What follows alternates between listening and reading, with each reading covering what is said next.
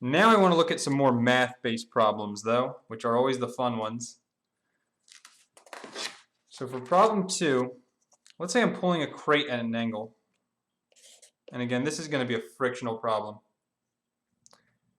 So let's say I have my box here, mass M, pulling with force F at theta, angle theta. I have here that the surface is, it's a rough surface. It has some coefficient of friction. And let's say, I could, by the way, well, first let me give you the question. What is the coefficient of kinetic friction, mu k? That's my question. If I wanted to, this is all the information I need to give you in order to solve mu k. And then you would give me your answer in terms of mass m, force F, and angle theta. However, all of you would hate me if I did that, and I don't understand why. So tell you what, I'm going to, we're going to compromise here for this problem.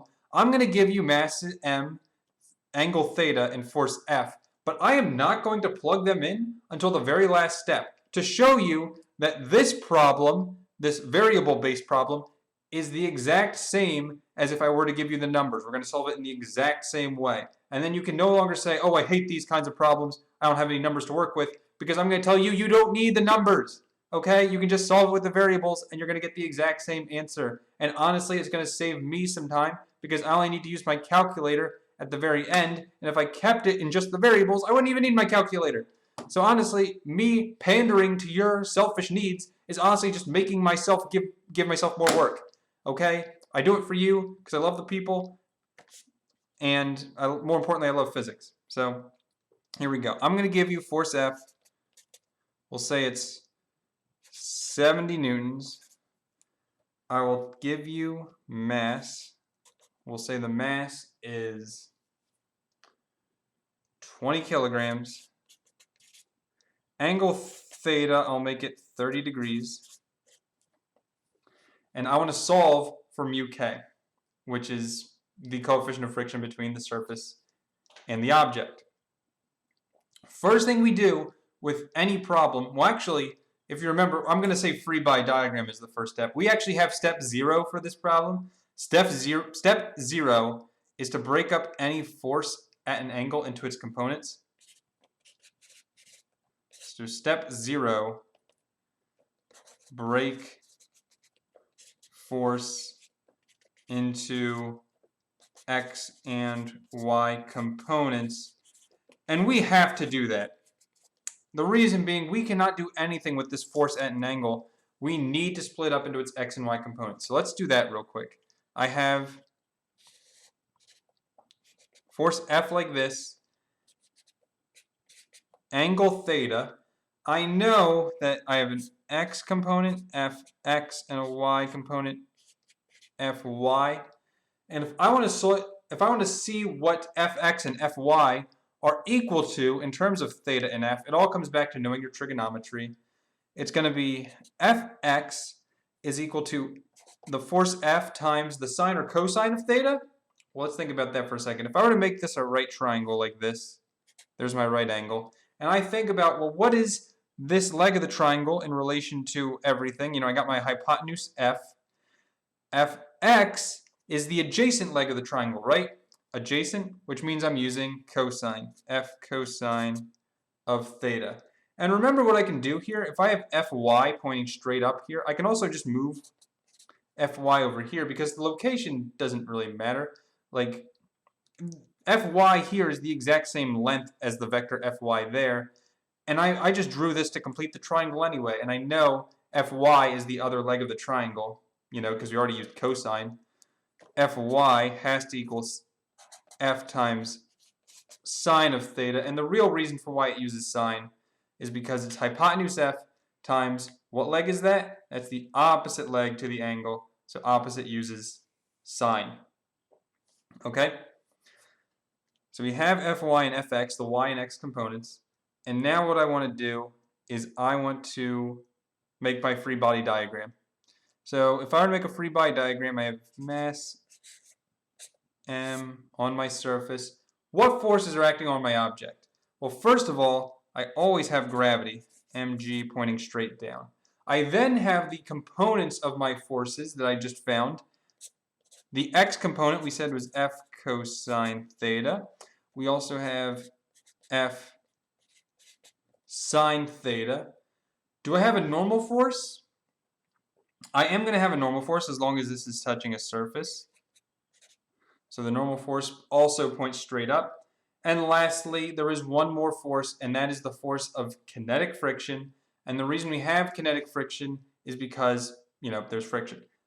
And if I need to think about which way friction points, I want you to think about which way this box is moving. If the force is pulling this way, we know that the velocity is pointing to the right. And we know that friction always opposes motion. So if the motion points to the right, then that means my kinetic friction is going to point to the left. So I'm going to make my vector point to the left. And you can call it whatever you want. I always call kinetic friction lowercase f sub k for me. That's what I use. That's what I've been raised and taught to believe. If your parents raised you differently, I fully respect that. And you can use whatever variable you want. I don't care. But I'm going to stick with fk, and you can use whatever you want. And at the end of the day, we're going to get the same answer anyway. And we're going to stick with the variables once again until the very last step to plug in. Yada, yada, yada. I'm sure you hate me already, but that's not the point. The point is that now we have our free body diagram with all the forces on it. And now we're going to go ahead and make a sum of forces equation. If we want to think about if we want to do x or the y direction, we're going to do both. I'll tell you that right now for this problem. And you might not know that right away. That's fine. But we are going to need both the x and the y direction. Typically, if we're asked to find mu k and we know that the frictional force points in the x direction, I would start with f net x. That's just me. F net x, and again, it's all the forces to the right. So f cosine theta minus the forces to the left, fk, so minus fk, is equal to mass times acceleration. Question for you, do we know that acceleration? We do not know that acceleration, so we would need to find it, or at least we don't know it in the first place. So now, let's look in F net y. F net y is going to look like this. All the forces going up minus the forces going down. Forces going up, Fn plus F sine theta minus mg. And that's equal to ma. Question, do we know this acceleration, the acceleration in the y direction? Is it 0? I know I'm saying it in that voice that tells you it's not 0, but actually, yes, it is 0, and that's because the box is not moving up or down, so the acceleration is 0. And if we think about what we're solving for here, it's not very clear. I mean, sure, we don't know what the normal force is. We have F, we have theta, we have mg. I mean, we can solve for the normal force, if we wanted to. Add that mg to both sides, subtract F sine theta from both sides. Yeah, we can find the normal force, no problem there. But how does that help us solve the problem? Well, as it turns out, that is going to help us solve the problem, because if we think about what the definition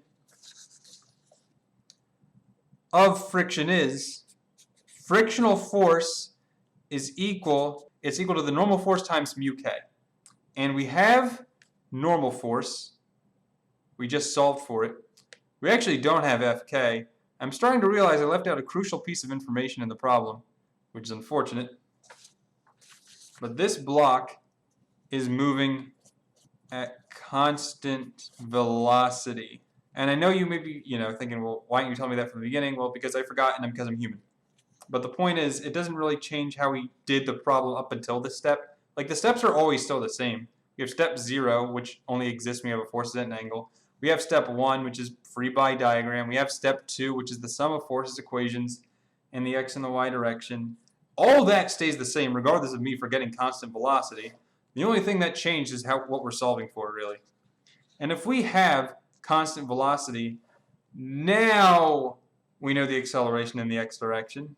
Cool. Acceleration in the x direction is 0, because constant velocity means acceleration is 0, and since it's in the x direction, then means AX is equal to 0. So that's actually huge. That means that we can solve for FK here. I'm going to add FK to both sides. We get FK is equal to the force F times cosine theta, right?